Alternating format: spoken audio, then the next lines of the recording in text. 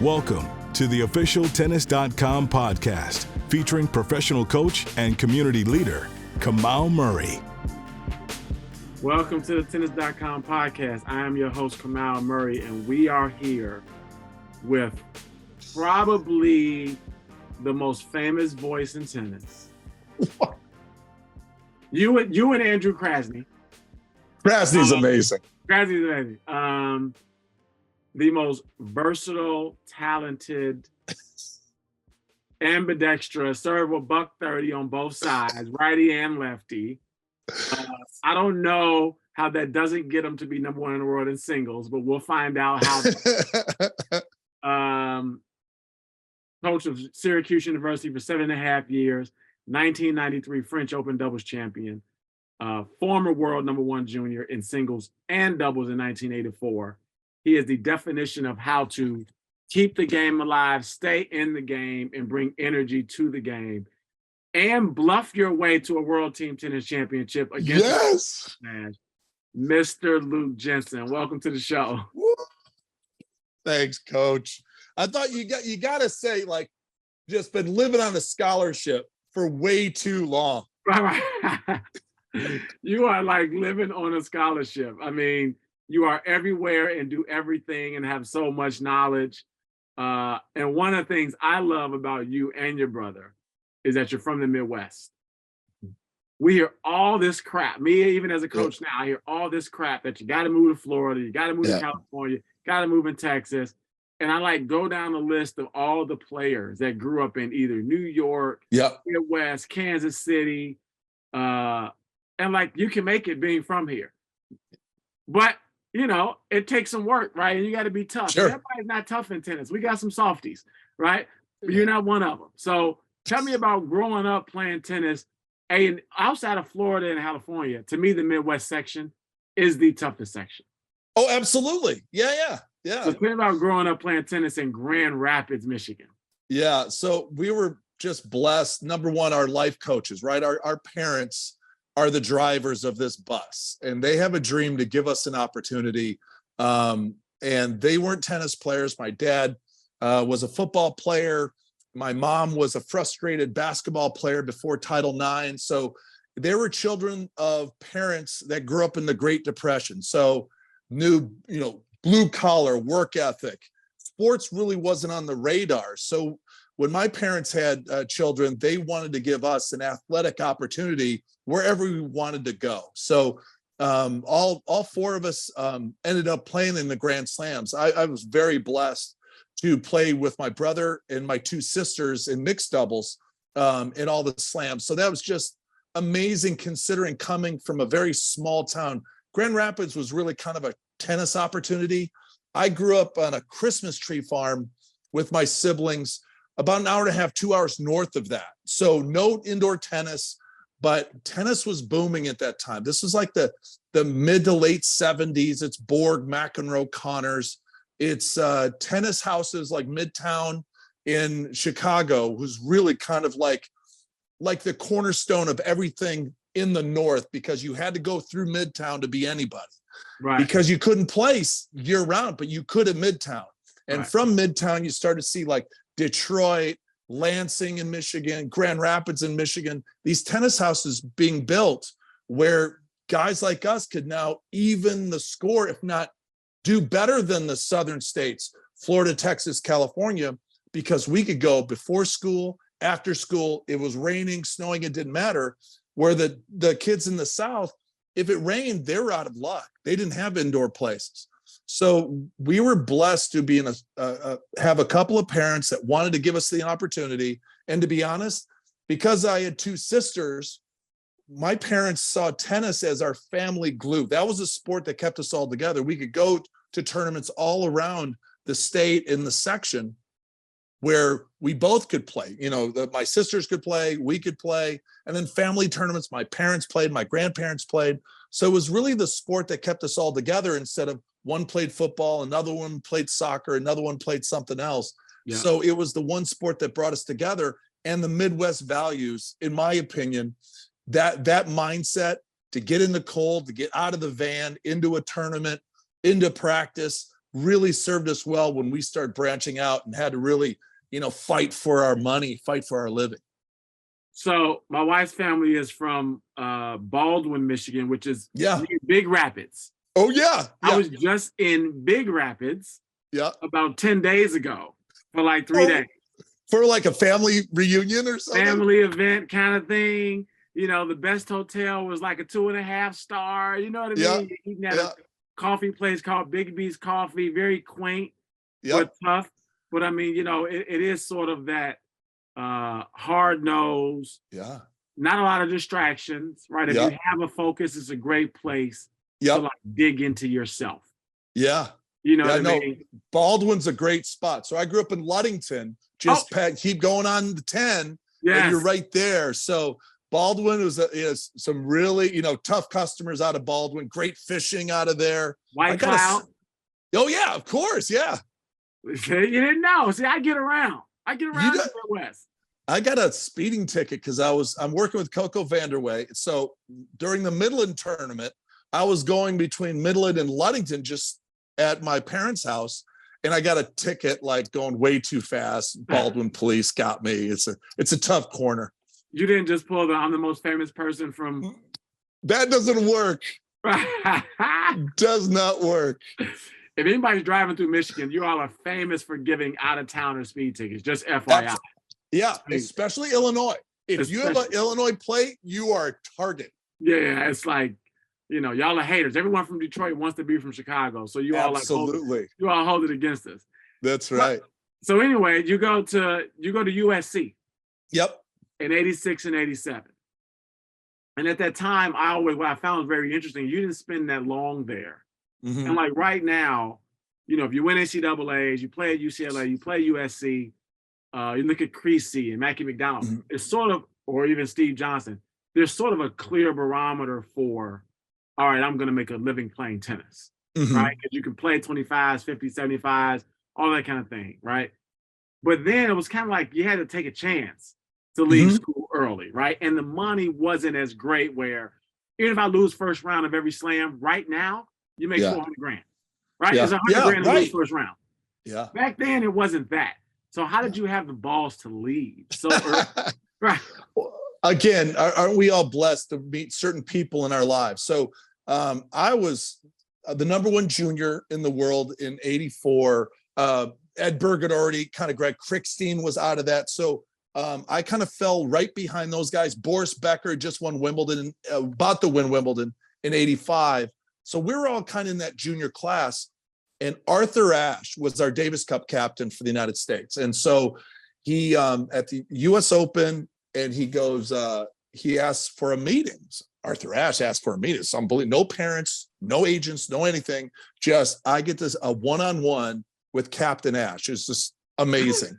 And he was always really involved with all the American players, whether the top pros or the journeymen, or even especially the juniors. He'd come up to us at Wimbledon and come up to us at all the tournaments that he was at and just give us encouragement, say, I was watching you practice or watching you play. So he was very much in your kind of rotation. And the way he just conducted himself, the way he spoke to you just like stood at attention. You were talked into greatness, and greatness was giving you this advice, really kind of from God. And so when he sat down with me, I thought he was going to ask me to join the US Davis Cup team. We had I think we were playing Japan or something like that. So he didn't need McEnroe and Connors and these guys. And he had Krickstein. So I was like, I could be that other guy.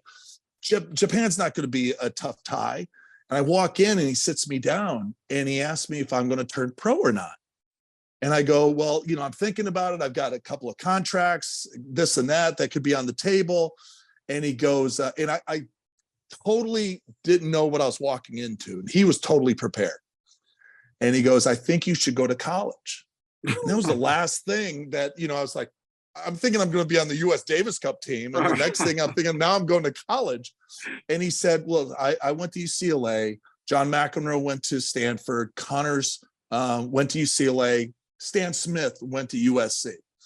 You need to grow up. You need to get away from home and live away from your parents, whether it's 1 year, 4 years, balance a checkbook, live in an apartment with a tennis guy or a non-tennis guy, and just really taught me, gave me a vision to really do more than just swing forehands and backhands. And he sold it on, how do you plan on making a living on the pro tennis tour? So I'm going to kick everybody's butt. He goes, what do you, I know it's so embarrassing because I'm so cocky, right? I'm number one, I'm talking to Arthur Ashe. And he's going, how much money have you made? Yeah, as an amateur, you don't make the money, you make expenses, but right. And so I didn't know. He goes, what's your ranking? Oh, it's 234, Captain Ashe. It's 234. It's like, I'm playing part-time, right. Got the junior stuff. And he's going, well, you've made 16,300. He knew the number to the dollar. And he goes, that's not paying your rent. That's not paying your expenses. Go to college, get better, grow as a person. Because I really think overall you'll be better for it. And your I said, he said, pro tennis was always going to be there. The contracts will be there. Just keep winning, keep working hard. But my recommendation is that you go to college. He didn't tell me where to go, but that was really a huge kind of moment for me when Arthur Ashe tells you and gives you advice, you take it. Yeah. And in the end, it was the most important decision I made for myself as a person, because I did everything that he said I was going to do. I was going to, learn in the classroom, learn on the tennis court, because in juniors, you don't get coaching on court. As you know, as a fellow college player, you grow so much when that coach is sitting on your court, helping you navigate, not just how to hit tennis balls, but how to play tennis. And because I had the ability to serve both left-handed and right-handed, I'm so grateful to have this Coach Leach, Rick Leach's dad, Dick Leach, was really a tennis genius. His IQ to see things and help me navigate, in pressure situations when we played Stanford and UCLA and Pepperdine and all the big schools. And I got to sit right there with him as he gave me strategies that were like 8-layer chess, like working with Spock on like tennis strategy. And before I just did things athletically, or I just did things, but I'd never been coached before on court until that time. And because of that, I truly believe I became a better tennis player on court, and then socially being in that unbelievable environment in a college setting. I have friends today that I still stay in touch with that were athletes in other sports, or just people in general that if I didn't have that, I don't know the person I'd be today. So you talk about coaching. Where did the serving with both hands come in? Because look, the best female, best women in the world serve at 60%. Yep. Best men in the world are serving 68% first serve percentage. Yep. And then you have the audacity to try to serve with both hands, right? Guys are serving, this is people top 10 in the world only making 68% of first serves with one hand. Where did that come from, and how did you find the time? Because I consider that an extra, right? You got forehand, backhand serve, volleys. By the time you're playing indoors in Michigan, a serve with my left hand is extra.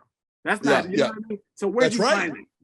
So it's a long story. My dad coached high school tennis. They, just like high school coaches, here's a little sport on the side, make a little extra dough. So I grew up him coaching high school tennis, even though he was a football player and a boxer growing up. So he was kind of learning the sport while I was growing up. So I got to go to all these like clinics and things like that, and coaches clinics in the state of Michigan. And so watching, again, back in the 70s, who's starting to dominate? Okay, Vilas is in there. He's lefty. Laver's kind of leaving the scene. He's a lefty. Then there's this guy, John McEnroe, Jimmy Connors, and there's this Czech, Martina Navratilova. All these players like in the top 5. And they're like, the way the scoring is, lefties have a big advantage, 15-30, 30-15, add in all the big points in ad scoring tennis are in that ad side. And what do you know? All these lefties, even though there's not a lot of them, they seem to be winning a lot of these majors. So I grew up playing tennis right-handed because those old wood rackets were so heavy. So I throw left-handed, I kick left-footed.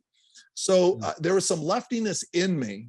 So with these major players coming through, my dad said, listen, it's just like throwing a ball. let's develop both sides, something different, something unique. And because he didn't have a traditional tennis background, and I was working with this guy, Don Dickinson, who's out in Arizona now, but he was my first real tennis coach. They had the vision to like, why not? Even though it's twice as much work to develop it, my game was so far behind in like the 12s and 14s that I was working on everything. So adding a lefty serve was the traditional world of tennis, the establishment saying, no one's ever done it. It's a waste of time. Don't do that. But because I was stuck in this iceberg in northern Michigan, I was working on all this stuff, and it really never have to serve into the sun. Overheads on both sides and doubles was huge. And then if I had matchup problems with, let's say, someone like Agassi, I could switch it up on him a lot. Or Patrick McEnroe had a great backhand. I could go a certain serve. And so I had twice as many pitches as everybody else, which was a huge advantage for me. So let me ask you this then, because, you watch players play on tour, right? And when that pressure hits, you can say, man, I'd love for you to serve this. Yeah. Let's just make it out the game. Serve the serve you can make. Yeah. Did you switch up? Or could you serve both of them well enough to make the lefty under pressure? Or on that ad side, if it's match point or your down break point, did you just go back to the righty? Like, was it equal, or was one like my pressure point? So very fortunate. The way the approach was when I was starting to serve left-handed was I think it was the first month for sure, every second serve had to be lefty. So I could hit a first lefty or hit a first righty, but at least a month, maybe 2 months, whether it's practice or competition, every second serve have to be lefty. And because I had that approach, or my coaches installed that kind of plan, it became very reliable. Just, how many double faults you got to go through, and you just kind of figure it out. And it really became, people ask me this, who I played against, what was your most effective serve? And it's funny talking to the Woodies or talking to the guys I played against, because they thought I had certain serves that I favored, and everyone had different ones. But the one that was always my most reliable, my go-to, was my lefty kick in the tee to a righty with those big Western forehand grips. I could kick it up on him pretty high. And if there's one serve that I knew for life or death, that could be the one. But they were both, they're both as fast in the 130s, but in doubles, you never redline it. You want that first serve percentage. So I was, in the 120s consistently with both of them, could kick both of them. They were really, when I was 100% healthy before I found pizza and everything, they're exactly the same. I never felt one was better than the other under pressure. Got it.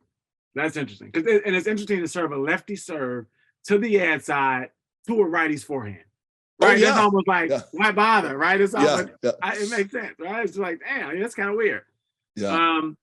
So one of the things that, I try to explain to people is how different it is singles and doubles. Mm-hmm. And when you look at like best doubles players in history, you look at Bryan brothers, you look at the Jensen brothers, and you look at, you were 6th in the world in dubs, and career high 163 in the world in singles. Somebody could look at that and say, well, that's a big difference. Yeah. If he's 6th in the world in doubles, maybe he should be 30 in the world in singles. Explain to the common folks how big of a gap it is and why you think there was such a disparity between the singles ranking and doubles ranking. Yeah, it was real easy. So I turned pro in the fall of '87 out of USC after my sophomore year. And I start working on my ranking. I'd lost some points because going to college, you're not playing as many tournaments as I was, pro tournaments, as I was in the juniors. And so it really dropped a bunch. And so I started traveling to Europe, going to South Africa to play. You find those points where the weakest tournaments, staying in the States was not smart. So within the first, I think, 3 or 4 months, by the end of '87, I got to about 160s, 168 in singles, 163 in doubles. I was like right in there. Somewhere, both of those rankings kind of came up at the same time playing those minor league tournaments. So now I'm going into '88, And I just want to continue the same thing because the money's in singles. So in that 88 year, my doubles, I win a couple of tournaments in dubs. Singles doesn't really play out. And then, as you know, the gold standard to a professional tennis player, the money's great, obviously, but it's the points. And that 12-month, you're always defending, right? You're always defending. And so I started to peel off those points I won in 87 in the fall, started really coming up real fast. And my singles wasn't really winning. I had those like the sophomore freshman blues. Everybody knew the lefty righty guy and stuff like that. But in doubles, I kept winning matches. So going into 89, now my doubles is top 100. Okay, do you want to make money, stay in nice hotels, play the major tournaments, which would be you're just playing doubles, or singles, you go back to the minor leagues and grind it out for another, 1 year, 2 years, with no guarantee you're making money. So it was a big thing on my mind because I wanted to start making money. And my parents had 3 other kids they were putting through juniors and college and everything. And so who wanted to be pro tennis players. So my number one thing was, as soon as I could get a paycheck, the biggest paycheck, I was doing that. So I tried to play this game doubles main draw and then qualifying at these Memphis and Philly and majors, but I couldn't bridge that gap. I couldn't really jump it. I did well. I had some wins. I beat Agassi in Memphis in 96, Krajicek in 96. He won Wimbledon. I almost got him, lost to like Breaker in the third or something like that. But for the most part, doubles was paying the bills. And that's where I kind of separated from there. Whereas you have to commit one or the other. And to me, and then when Murphy got on and we started doing well, that was really our gravy train. So tell me, speaking of Murph, tell me about that 1993 French Open. Oh, now, that's classic. Yeah, classic, right? It's amazing. The stuff that happens off the court, right, during a slam run. Yeah. And the things that almost go wrong, that don't go wrong during a slam run. Yeah. Just like, sort of like in the tennis graveyard, untold stories. Tell us about that. So I want to ask you, so it's the same thing. When you go back to the year you got Sloane to cross the finish line and win the US Open, do you still have dreams about that you're still in that battle? Because I do about 93. I will wake up and I'm like, we're still in the tournament and we're like, is this real? Did it really happen? Because that 2 weeks, as you know, every match and the day between and how you prepare and looking back is just, it's a miracle. Like, how did I get here? It's a miracle. I mean, I think of 2017, 900 in the world. Yep. Couple good tournament in Montreal or Toronto. I'm sorry. Good tournament in Toronto, good tournament in Cincy. Going to the US Open. 6 of the 7 matches she played were against the seed. Yeah. The only unseeded player she played was in the first round, Roberta Vinci. Yeah. Last year, right? Yeah. US Open. Yeah. And Roberta Vinci will just chop you up, right? Yeah. People think the backhand's weak, but for a woman who likes a straightforward match, I'd rather just play her forehand. Absolutely. She's not going to slice and dice and drop you. She's not going to be as creative off that side. Let's just feed her forehands, right? So first set, first round, we're playing a forehand. It sounds like, 7-6. Like, it's not like this is like hard. I'm like, it's hard, but we won that set. Had you played her backhand, she'd have chipped you here, chipped you there, dropped you. I was like, trust me, that's it. Then you play Sibakova, and Sibakova, it was like literally 6-4 in the third on like court 12. Yeah. And that probably was, in every slam run, there's a match you should have lost. Right. That was a match we should have lost. Let me tell you, no. The match is over. Sloane wins. Walking from court 12, maybe it was like court 8, past the bar where they're serving the honey deuces. Right, of course. Yeah, the Heineken. Sibakova's husband team don't even go to the locker room. They don't go to the stretch room. They stop and have a drink. And I walked past them and they said, that was a good match. you need to have a drink with us. And I did the same thing. So I stopped and I had a drink with him. Oh, so and then she was in the room on the bike. She's like, where were you? And I was like, sorry, I had to have a drink. I was like, so good. I mean, you think of like those matches and like trying not to get food poisoning in New York. Yeah. Trying not, but I mean, I didn't sleep the whole 2 weeks. That's amazing. You know, I didn't sleep because you're trying not to mess it up, right? You're like, yeah, right. Yeah. We're on a run. Let me watch 30 more minutes of YouTube. Let me look at these stats for one more hour. Before you know it, I mean, literally, I remember Sven, right? So Sharapova had to play a match. Sharapova played a match. We played a match at the same time. So we're in the gym on the 4th floor, warming up. And I was like, I said, hey, good luck, Sven. And then he was like, we don't need luck, you do. And then she ended up losing that match. I remember that. And she ended up losing. Sharapova ended up losing because that was Sloane's next match. Yeah. And it was like, we don't want to play Sharapova, right? You know what I mean? Yeah. So Sharapova ended up losing that match. And I was like, thank God. But I remember like being in the shower on many nights and just sitting on the floor of the shower. Because again, I didn't play, pro tennis. So I'm definitely like batting above my weight class at the time, right? You know what I mean? And I think I knew I was doing as a great statistician. She and I had great chemistry, but it was like, man, like we're like fucking in the court of the slam. You know what I mean? Yeah.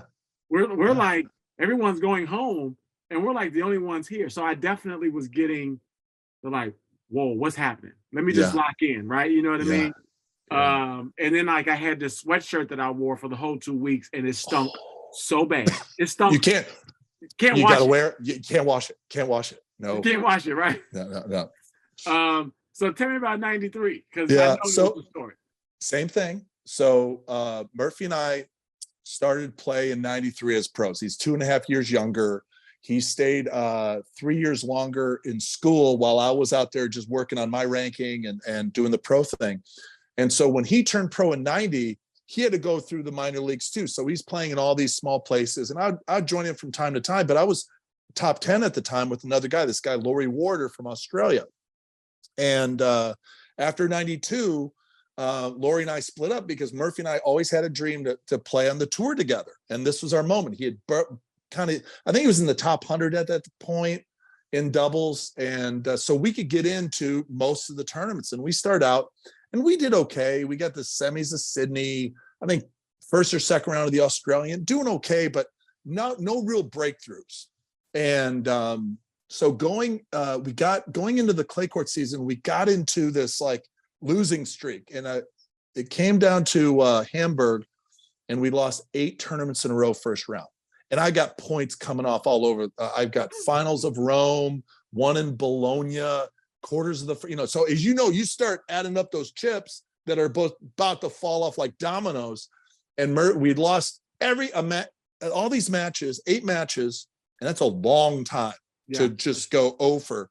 And 3 sets, up match points, and 0-0, all different ways. And we just couldn't figure it out. And after the match, we just stayed on the court. We were the last match on field court. And he's going, listen, I don't want to ruin your career. If you're about to lose all these points, it's not working out. And it was one of those moments where I was the big brother. And I said, Murphy, we're going to do this. I don't care if we're back playing the satellites and the futures. I don't care where we are in South America, and we've got to figure it out, but we're going to do it. I believe in you. We've always had this dream to do it. And it kind of gave him kind of the wind in the sail that he needs to really keep going, because he had never been at this level before. He'd played, college and juniors and small pro stuff, but this is the big boy stuff. And so the next week we get to the semis of Rome, finals of Bologna, which is a warm-up tournament for the French. And then we get to the French, and because we did well the week before, it's like a Sunday before they played the French, that first day on Sunday, so nobody was around, real quiet. And we're sitting there, and I said to Murphy, we could win this tournament. We can win it. Like, 6'4", big, tall lefty, big serve. We can hold serve. We got something here. And he looks at me, he goes, what are you talking about? I've never even been to Paris. And so I said to him, you just have to just have so much fun with this, because through everything, like we shouldn't even be here. Like we're not seeded, and we just came off of this losing streak. We got a little something going, and he just thought I was out of my mind. So we get to the first round the next day, and we're down match points. Guy serves to me. I hit a return. I break a string. So the guy like wisely volleys back to me, and you make a choice, right? When you break a string, do I throw up a high defensive lob? They were both at the net, so I just couldn't run to the net. So he volleys back to me, and I just, screw it. I'm just going to go for it. And it goes in, and we win the point.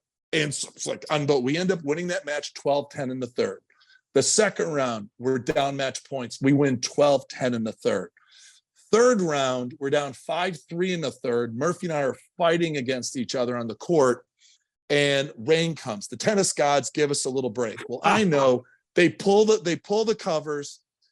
It's going to be fast. I get on the phone with our United Airlines because I know this match is going to be over in like 40 minutes. I can be at the airport, Charles de Gaulle, on a plane back to the States. And all of a sudden there's this tug on my jacket, and it's our mom, 6'2", not messing, our mama bear, right? She's pissed. She's got Murphy 6'4" in one hand. She got me by the collar in the other hand, and she's banging our heads together, work together, just shut up and play, doing what mama bear does. So we get out there, we end up winning 7-5 in a third. So now we're in the quarters, and we got to play LeConte and Ivanisevic. Huge lefty serve. LeConte, this French guy, loved the crowd and everything.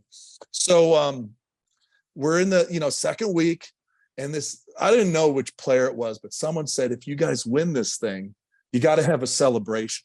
You got to, Borg goes to his knees. Pat Cash goes up to the into the player's box. You got to do something. And for whatever reason, I just said, remember, this is the middle Saturday or Sunday. I said, if we win this thing, I'm going to body slam Murphy to the ground like big time wrestling. And it'll be the greatest celebration of all time. And everyone's like joking about it. Yeah, give me a break. We still have 3 matches. There's no way we're supposed to win this or are going to win this thing. So we get out there, and we're playing on the old bull ring at the court 1. Yeah, the court old 1. Fans are right on top of you. It's no longer there, but it was a great place to play. And the fans are all French, and they're bananas. And every time LeConte would hit the ball, the fans would go, yay. And when Murphy and I would hit the ball, they'd go, boo, yay, boo. The whole 5-minute warm. It's just the warm up. So we end up losing. I think the first set, end up coming back, tiebreaker, and then winning in the third. So another match we probably should have lost. Now we get to the semis, and it was the only time we won in straight sets. We beat Peter Korda, and Stefan Edberg. So another good quality wins in there, but not really like doubles guys. Edberg was the last guy to be number 1 in singles and doubles since like McEnroe. So, like he could play, but those guys, it's like playing doubles guys, and we're hyping up like college players. Right. We're in the semis of the French. We're winning this thing. We're on center court and Chatrier. So now we're in the finals, and it's unbelievable. I mean, it's, as you know, that locker room is a quiet place. From 2 weeks before, and every bag and every coach and every parent, it's like you're climbing over humanity and all this stuff to it's just you and just them. And we didn't have a coach, and they had a coach. We played these 2 German guys who were also unseeded, but they beat the Woodies. They beat all these seeded guys. And we kind of navigated through some singles guys and stuff. And so it could have been a first round match. Instead, it's 2 unseeded teams. We're sitting in the locker room waiting for Steffi Graf was playing Mary Jo Fernandez. So we're just waiting it out. And it's, as you know, it's the worst. Just give me a time. Is it noon? Is it 3? Because you don't know when to, warm up. When do I eat? Now it goes 3 sets. Got to eat again. Got to warm up again. So these 2 German guys and their coach, who's German, speak perfect English. And as we're sitting there waiting for this match to end, Johnny Mack comes through. He's not calling the women's final. He's calling our final on NBC with Bud Collins. Now, I knew Johnny Mack forever because I played doubles in the juniors with Patrick. And then when I was at USC, I used to practice with John when he lived in Malibu. And then in 91 and 92, the 2 years prior, I was on the Davis Cup team as a hitting partner, hanging out with those guys. So I knew John really well. Murphy didn't know him that well. And John comes in because you know how much he loves to practice. Mm-hmm. He goes in before, he's always hitting balls. So he's coming through the locker room, about to go practice, and he stops. And he gives us one of these like General Patton speeches.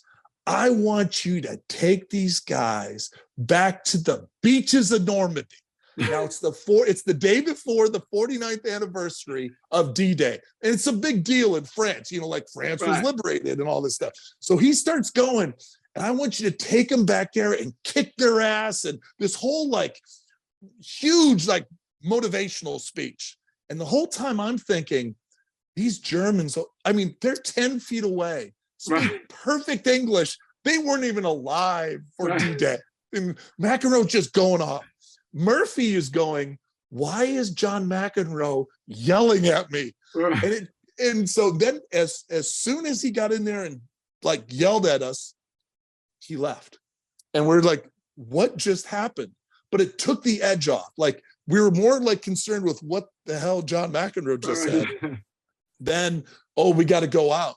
But I do remember specifically that I never thought I ever had to win a tennis match. My parents were just awesome with all of us because it was always based on effort and enthusiasm. Like go out and have fun. I don't care if you lose 0-0. If you come off and your knees are bloodied from diving on the court, I'm going to give you a big giant squeeze, one of our hugs, and we'll go grab some ice cream. We're going to have a fun time. But you could win 0-0, but if you're distracted, acting like a knucklehead, they would light us up. They would just rip us. So I never felt I had to win a match until then, because I thought, you know what? I may never get here again. This is our moment. And I didn't say that to Murphy. I mean, he was total rookie and didn't know really anything, but I could serve big and go for winners. And so I remember specifically, like, this is our moment right now, because it may not happen again. So we get out there, we win the first set, lose the second in the tiebreaker, and Murphy's distraught. He's like, dude, I'm so sorry. He's so sorry because he felt he let me down. I said, Murphy, we've been match points down this whole turn. We shouldn't even be here. And so we get down 0-1, 0-2, 0-3 in the third. Now I'm serving, which is the most important moment of my life, because I know we drop that serve. Done. We're done. Double break. So I just remember specifically still to this day, like waking up in the middle of the night, like I'm thinking about that game, hold that game, first serve percentage, make the volley, just real basic. They can beat us, but I can't fumble right now. Right. We go to 3-1, 3-2, we break. So now we get like some momentum going. And we get to a point where now Murphy's serving 5-4 for the match, serving for the championship. Little brother. And yeah. So big serve, 15 love. Big serve overhead, 30 love. So as you know, in doubles, we huddle together. Server's the quarterback. Server sets up the point. Okay, I'm going to serve here. You fake, you cross. So for our entire lives playing together, we huddle up, and it's just business. Serve and what the net player's play is. And Murphy says, whatever you do, don't hurt me. And I go, what are you talking about? And I can see it on tape. It's unbelievable. Whatever you do, don't be stupid and hurt me. And I go, Murphy, we haven't won anything yet. We're 0. And double faults, gets a little tight, bricks a volley. So now I know, listen, I've got to cross. I don't care. Like, if he gets that serve in, I got to take off. Going. So he gets the serve in at deuce. I take off. And the guy, this Goldner, couldn't believe his luck. Like, both Murphy and I were on one side of the court because I left so early. He flags it and shanks it. Match point. So now we have match point. Murphy tells me where he's going. He gets his first serve, and I just take off, but I can't get to it. And now I'm kind of out of position. Murphy makes the volley. I shuffle back into position, and they lob over Murphy. So I'm kind of setting up, get ready for him to smash the overhead. And all of a sudden he goes, yours. I'm like, yours. So I'm like scrambling. And so at this point, I'm not going to miss. I may lose the point. I may lose the day, but I'm not going to be guy live the rest of my life as I missed an easy overhead on match point at a major. So I put it right down the middle. They put another one up over Murphy. He says yours. I knock it down the middle.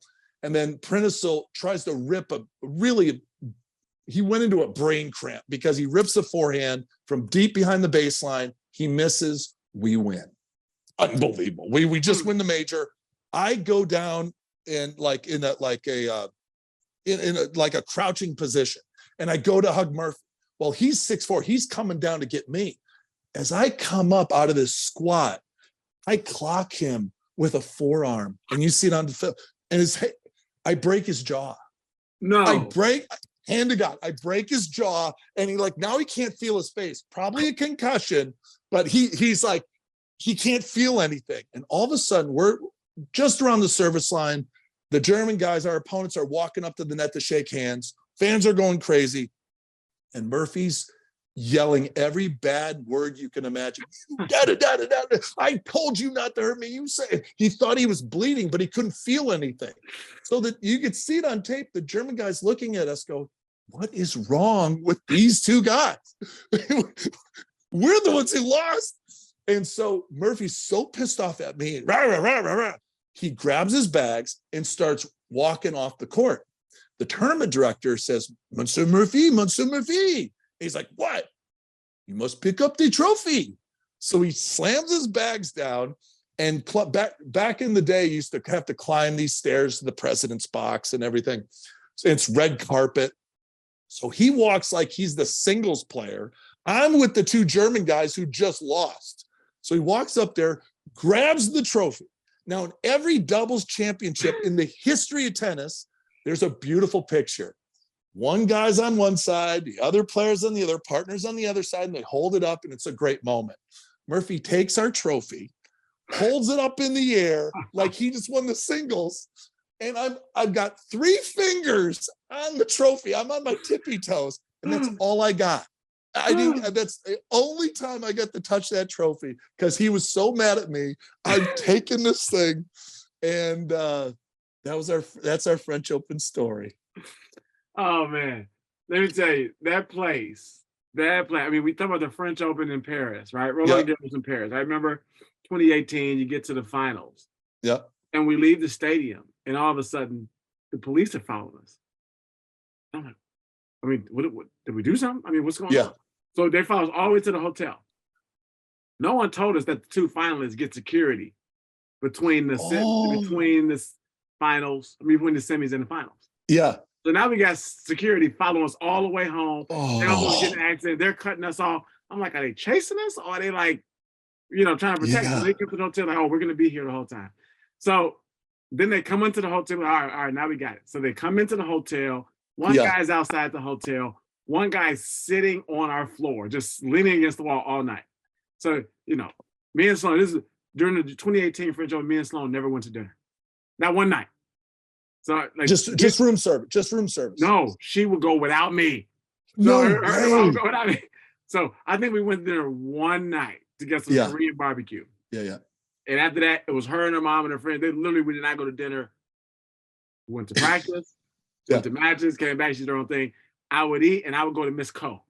Miss Co like almost every night, got me a little drink, everything. Yeah. And I leave out. So, I leave out about 11 o'clock, can't sleep because, you're up still doing business in the state. Yeah. And he said, sir, where are you going? I said, I'm going to have a drink. Yeah. He's like, you can't do that. I'm like, I'm not going to be able to sleep if I don't have a drink. I said, yeah. You know what I'm dealing with in the other room? Come on, I got to have a drink, right? Yeah. He's like, oh, sir, I need to come with you. I said, okay, well, come on. So he follows me down there, stands on the corner where Miss Cohen is. It was like, what is going on? But I mean, that is just a classic venue. And that was the last women's match played on Chartrier before Yeah. So did it make you more nervous having those guys? Because that would kind of freak me out. You know what it was like? Wow, this is a whole business, right? Nothing is going to happen to these 2 players. Now in the final. Yeah. There's money, there's history, there's that. But danger. How crazy the country is over tennis. Yeah. where they would like come to the hotel or follow a player or kidnap a player. I'm like, oh shit, well, like, should we be concerned kind of thing? You know what I mean? Yeah. That was like, whoa, okay, let's kind of like get this right. But you know, it was kind of cool. You know what I mean? Like to feel like in this country, at this moment, you know, this player is so important to what's about to happen here. So it was French Open is like an event like no other. Oh yeah, no, it's unbelievable. I mean, cold rain. So what were so tell me about the difference, because we talked about the high of winning a US Open. No one ever really talks about your seat being in that situation where now your player just lost and you got to pick up the pieces, because I mean, you're right there, right? Yeah. Talk about that, because I think that is so interesting. So, you know, I think a good coach always tries to take blame. And you start to think about, you know, did there something I missed? I should have said something. So, you know, we were up a set in 2-0, right? And so you're kind of sitting there, you don't try to like overreact because you don't want the player to panic. But then if you lose that match, you say, I should have got up and walked out. You know, I should have did something to change the energy. Or maybe I should have yelled something. Maybe I should have said this. Maybe I should have given a signal and just took the penalty. You know what I mean? Maybe if I said this at like 2-0-45, I mean, I would have got a warning, but we would have won the game. You know what I mean? Right. So you start to think about everything you did wrong or everything you thought to say but didn't say. Because it's like there's 10 things I could say, right, about this match and about what we should be doing. And you got to choose 3 or 4. The most important things. And then you just hope that the thing that they choose to leave out, that you think that they'll figure out on their own. I don't need to say it.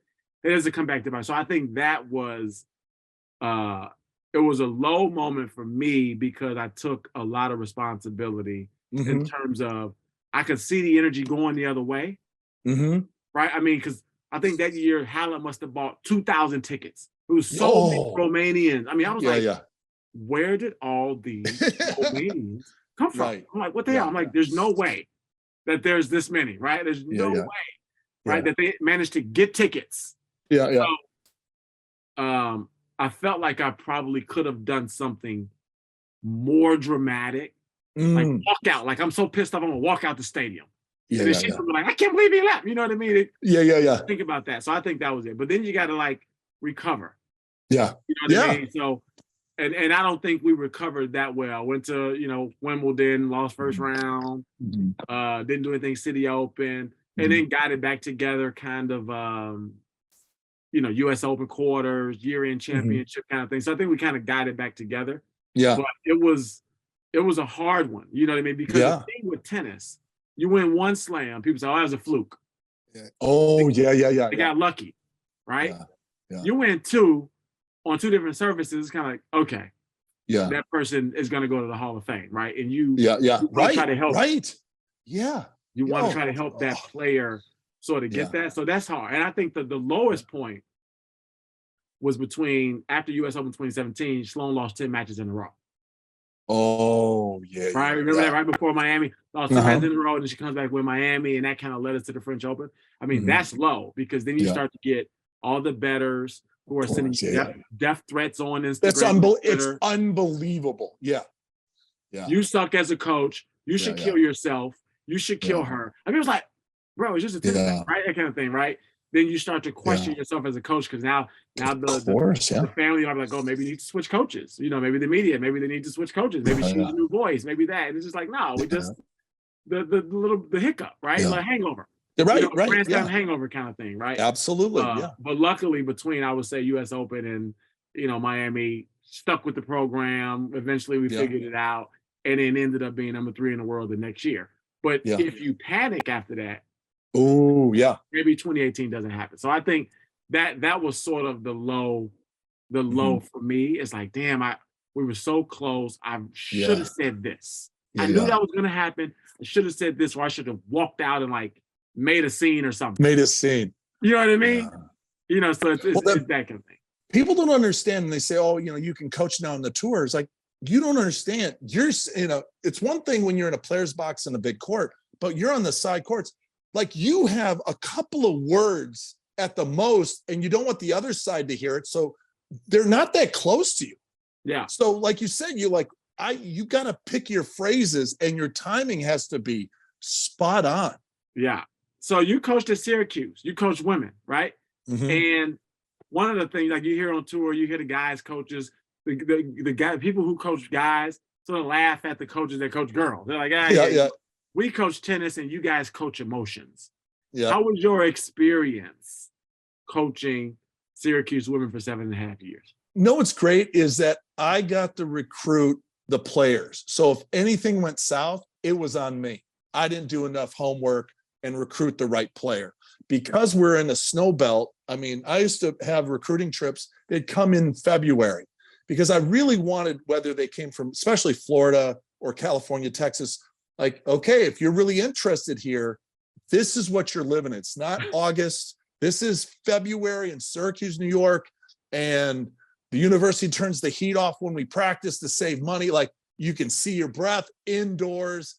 If you want to come here, you got to be a certain type of caliber of kid that is tough, that is different. We made them serve and volley, first and second serve. So I was blessed because I love the recruiting aspect. I would take 2 years on each kid to really kind of, is this the right kid that can fit in and prosper and do well? The academics too, we had a great athletic department that helped these kids succeed academically. So when they were doing well in the classroom, they always had great practices. When they weren't doing well in school, or they're behind with papers or a test they weren't prepared for, they always tanked out. So I think the best thing I did, I just said, empowered them. Hey, if you need the day, if you need the week, take it off, get this right, and then come back. Because we were, at that point, we weren't in the ACC, we're in the Big East. So we weren't playing like heavyweights all the time. So giving those young adults the empowerment, so listen, coach, have the trust. Hey, you need it, take it. But when you come on the court, I need your 100%, 2 or 3 hours. And I really got the most out of them. And I didn't look at them as men or women. I grew up in a situation, my mom was a gymnastics coach as a phys ed teacher. So I grew up learning about the work ethic that women go through, especially young gymnasts. That sport's brutal, gymnastics. And so I really have a lot of respect. My mom was a very towering, passionate, powerful personality. So I respected women and what they go through to be elite athletes. So I really enjoyed the experience. And to this day, I mean, I've got a couple players where I'm the godparent of their kids. They're doctors and lawyers. To see them graduate where they were just a freshman that didn't know anything, and now they've graduated and they're getting their diploma. It's unbelievable to see them grow. Now, the same thing, when you see kids thrive in your system, that's the win. Not the Grand Slam title or anything. It's that they're winning in life and they're happy. And if you make them happy, they can do anything. Now, you've been very generous with your time, but I cannot let you go without talking about Greenbrier World Team. And I'll be honest with you, because talk about probably the most insecure, like, sort of moment on tour for me was, I didn't play on tour. I never won. I didn't win a 93 French Open, so you get to World Team Tennis and you got John Lloyd, JL, yourself, and all these coaches that played on tour, right? And now it's like, now we got to coach a team against each other. Yeah. So now that was my first year coaching team tennis. And we get to the final and we had you all beat. I mean, it was done. It was done. I think we got a little tight at the end. What were you thinking? Because y'all were done. And then you start your wooden racket, the hat, slapping five. You started totally bluffing your team into believing that you all could come back. Yeah. What were you thinking during that time? You know what? Well, first, I remember our first coaches meeting. Remember coaches only that we had in that indoor place? Yes. And I'm telling you, we all had our questions and things about, the league and COVID. We had all these restrictions, right, with the bubbles and practices and stuff. But I really wanted to stress to you is that how all of us so respect you and the way you communicate with your players. I mean, you'd already won your slam, and Sloane was, obviously so gifted and talented, but also respected. This is all, you guys earn that respect. Just because we played doesn't mean you're going to be a great coach or a great communicator. If to be a great coach, you're a great listener. You know exactly to say the right things. And the other thing is, you take responsibility. A lot of coaches like, listen, screw you, the player, you screwed it up. But you said it earlier, you put a lot of that stuff on you that allows the player who's already hurting already to like, okay, it's not as bad as, losing this or losing that. And so sitting in there, you were a giant with us. You were a huge part of the success of World Team Tennis that season. And it proved your team played great to get there. And to manage those personalities, Woo! I mean, that's what I mean. And all the stories in the back, like if World Team Tennis did a reality TV thing on that would have sold the Netflix. Forget Netflix what they're doing now. Came that year. That was great. Absolutely. So, let's start with that, just how much we all truly respect you and your wisdom in the game and how much you give to the game, and you make a difference. And so when we played, my feeling always was with that whole team, because when you're coaching pros, it's so different from college, where you have control of the scholarship and you recruit them. You pay these players way more than you're getting paid, and they're kind of running the show. And so how do you kind of navigate that where it's not an exhibition, but we're playing for a lot of money? And so I just call this always like Team Awesome. We're going to have more fun than everybody else. I don't care if we lose, we win. I just want the other side to know and the fans to know we have more fun than more high fives than everybody. We're smiling. I got the wood racket and all this stuff. And so when we got to that final, I just thought it was amazing because it was the women's doubles that you pulled out, that you wanted to finish strong and you felt most confident with your women's doubles. That was your call in the lineup. And I felt really good with Vanderway and Mellicar. And Nicole Mellicar, because two powerful players. They had to come back. There was a lot of stuff going on, and I just wanted them smiling, having fun in that weird format. Anything can happen. Anybody can get a little tight. And it was, I thought Jeannie got a little tight, and all of a sudden you made the move by throwing Sloane in there. And I thought when it got to the tiebreaker, and I knew that our time on TV was going into like this golf. It was like 1.4, 1.5 million people were watching this, and it was women's tennis. And it was I didn't see anybody like make errors. Yeah. Everybody was hitting. Sloane came in, winner, ace, volley. I was like, it was the best tennis at the right time.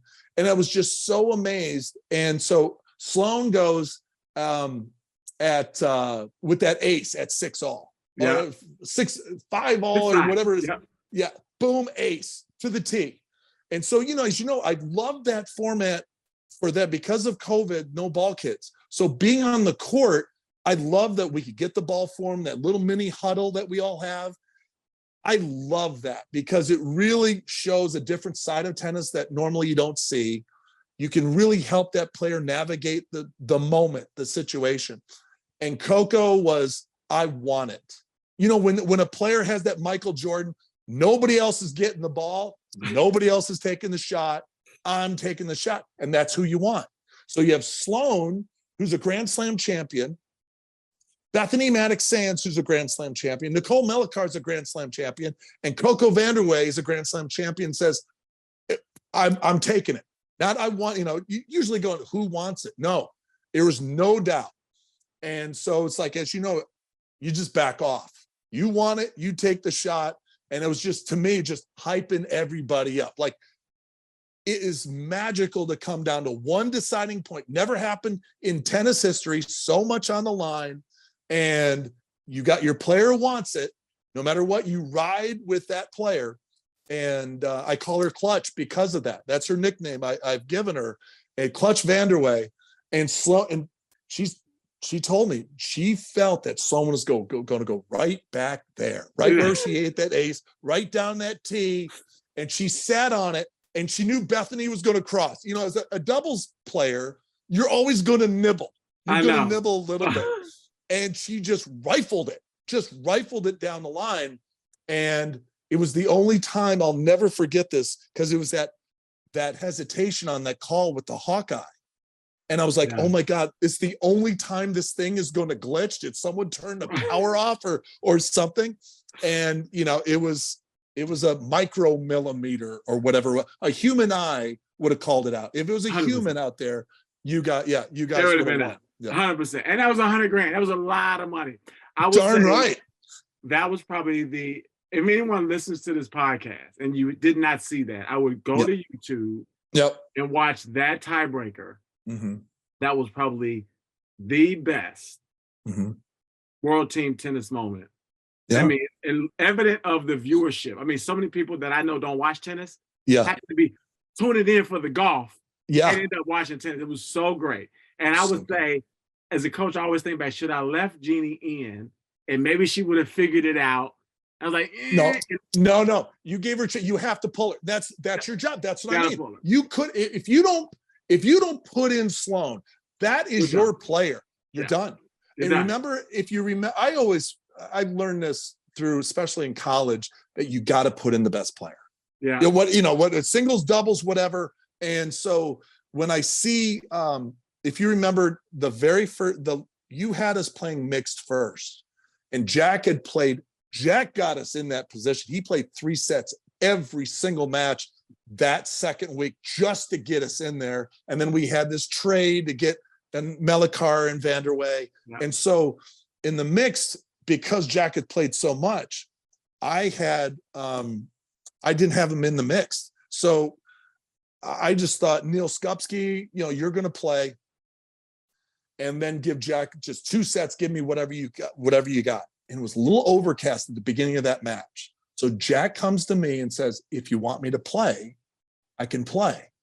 So I substitute. If you remember that, I pulled Neil out of there, put Jack in, and I always feel you got to play your best player. And I felt you did the right thing, because Sloane was chomping at the bit. Sloane was like, get me in there. Get me in. Like, she was like going nuts. And, again, you're watching the other side. I'm watching this. I'm like, please don't put her in there. Please don't put in Sloane. And then to make 3 first serves. So she came in and had to serve 3 times. Yeah. It made 3 first serves. I was like, that's why I put you in. Your Grand Slam champion. First round Sloane is different. But when it's in the final, she always shows. She's money. She's money, and she's a badass. And it's time to shine, the biggest, brightest lights. I feared her getting on that court, and I was like, holy crap. She took over. The whole thing flipped right there. And that was great. Magical. That was just, I mean, that last 10 minutes of tennis was just magical. And everybody's so engaged, right? Everybody. Luke, I mean, you just screamed belief in your team, because you could see him kind of when Jack got beat 5-0 by B9. You could see the team kind of go down. And then I was like, that's why he's a good coach. Like, that's why he's on ESPN. That's why he's but you're doing the same thing. You know what I mean? If you don't do it, if we don't do it as coaches, they're already down. They're feeling it. If we don't take on that responsibility and rev them up, you still may lose, but you got to go down swinging and just staying. We're going to have more fun than everybody else. Just keep going. And that format is just so awesome. I wish college tennis would do it. I really I wish it would be co-gender and do exactly the same thing, put it in basketball arenas and things, because you could get some serious traction as far as viewership and then attendance at those campuses, because that was unbelievable. That no ad scoring and stuff is just amazing. Yeah. Well, man, I want to thank you, man. You're a legend. I love the energy that you bring to every facet of the game, whether it's commentating, whether it's clinics at the charity events or with the kids or coaching. Is just amazing. I don't know where you find the energy, But I want to just tell you the world respects you, the tennis world respects you. And good luck with Coco, your new assignment. I can only imagine the F-bombs that are dropped on your court with her, so hats off to you for dealing with Coco. She's awesome. We have so much fun. Yeah, we have a bunch of stuff coming up. NFL, so she follows her Chargers. I follow my Detroit Lions. And so, I mean, 31 now, and she's been to all the dances. She's been on all the rides, and it's no BS. We go out there. She works her tail off first thing in the morning, put in 2-a-days, and we're just cutting out the clay court season. Not going to do the clay. I know. Go for the French. Go for the paycheck, and go right to the grass, baby. Roger Federer style, baby. Roger Federer style. That's right. That's right. Well, this has been the Tennis.com podcast with the land, the myth, the legend, Lou Jensen. Thank you for joining, brother. Thank you, buddy. Thank you.